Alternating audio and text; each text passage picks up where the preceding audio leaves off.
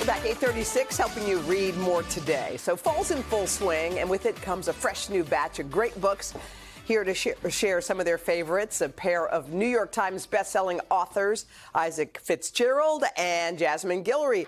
Good morning. Good morning. How are you? We need fresh books. We need to start fresh. So let's go with fiction. Isaac, what's our fiction pick? Listen, Jasmine Ward, two-time National Book Award winner. Okay. She doesn't need my help. But this book was just so good, I had to come on the show and talk about it. Okay. It follows Annis. She's a slave girl. She's living in the Carolinas. Eventually, she makes her way down to Louisiana to a sugar plantation. It's harrowing. But what drives you through this book is Jasmine's writing. It is absolutely incredible. The other aspect of it is her ancestry. She comes from a warrior grandmother. There's spirits.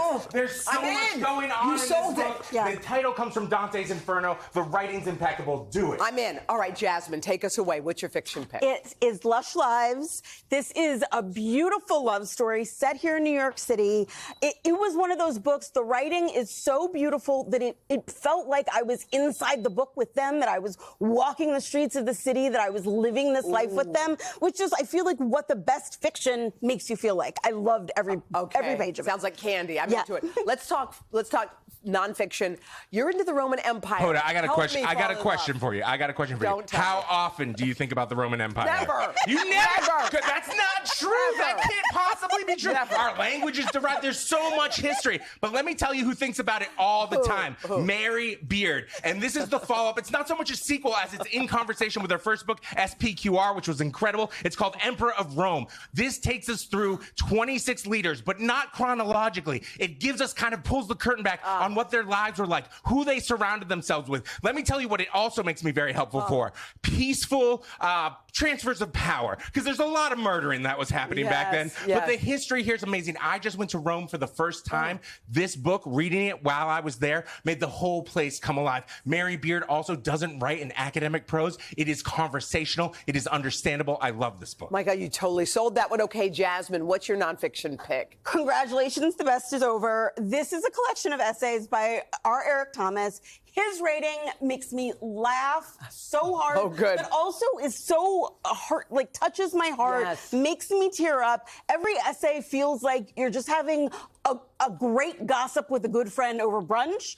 And I feel like he's my best friend now. I hope he knows that, because this is so much fun to read. And by the way, essays, it's always nice to have it by your bed. You can pick it up. You can read bite-sized bits for weeks on end. It's great. All right, now we're giving you free reign. Author's choice. You have all the genres. What are you picking, guys? Wellness by Nathan Hill. This book is wonderful. He's an incredible writer. All of his talents are on full display here. But what I love about this book is you can tell he did a ton of research. Now, at its core, it's the story of a young couple. They meet in Chicago in the 90s, and it's 20 years of love, marriage, how life can fill our hearts, but also disappoint us a little bit. But behind it is all this incredible research. There's a bibliography. This is a fiction book with a bibliography, and the things that Nathan Hill is fascinated by fascinate me as well. It is kind of a send-up of our current culture, but also has a ton of heart. It's 600 plus pages, but you wouldn't know it. You'll rip right through it. Incredible. Oh my God, I'm so pumped up. I don't know. It matches your pantsuit. It matches your pantsuit. Okay, what is your author's pick?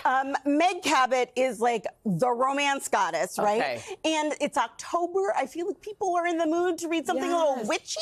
This is a romance about a witch in a small town in October who has to save the world. A handsome stranger comes to town, and they have to save her town together. It is so much fun to read. I just ripped right through it. You'll love it. Okay, give us some young adult or kid stuff. What do you have? All right, Ava reads A Study in Drowning. Basically, we follow Effie. She's this young architecture student. She's the only woman in her class. But her favorite author, who's passed, his manor basically needs a redo. So she's going there to where it's like a dream project for her. But there she meets Preston, who's a literary academic, and he is actually convinced that her favorite author, who she's there to help with his house, is a fraud. Now, do they like each other? Well, do they? Yeah. They do not, but maybe eventually. That's will. right, she knows. They come together begrudgingly to solve a mystery. There's gothic romance in this. It is a perfect October read. It's by the sea. The buildings are crumbling. The world building is incredible. Oh, I love it. Okay, young adult, what you got? The Blackwoods, this book is about like a Hollywood family, a big, sprawling family. The matriarch dies at the beginning of the family. And the story is about her 2 granddaughters, and then we have flashbacks of her life. So there's family secrets. It's about fame and how it's affected all of their lives. But it is also just so juicy, you cannot put this one down.